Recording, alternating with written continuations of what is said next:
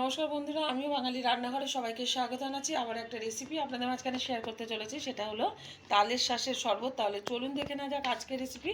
একটা বাটির মধ্যে কিছুটা তালের শাঁস আমি হাত দিয়ে অল্প অল্প করে পেস্ট করে নিয়েছি।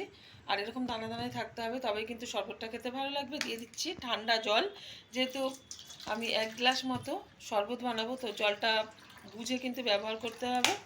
দিয়ে দিলাম পরিমাণ মতো জল, দিয়ে দিচ্ছি খুব অল্প পরিমাণে একটু বিট লবণ, দিয়ে দিচ্ছি পরিমাণ মতো চিনি, আর দিয়ে দেবো এখানে পাতি লেবু কেটে রেখেছি একটা, পুরোটাই দিয়ে দেবো রসটা।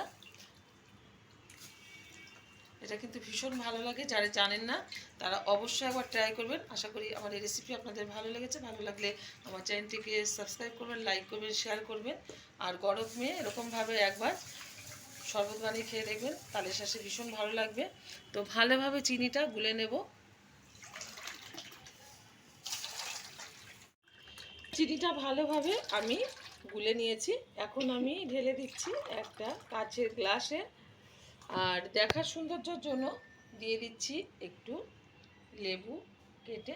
দেখা হবে পরের ভিডিওতে নতুন কোনো রেসিপি নিয়ে। ধন্যবাদ।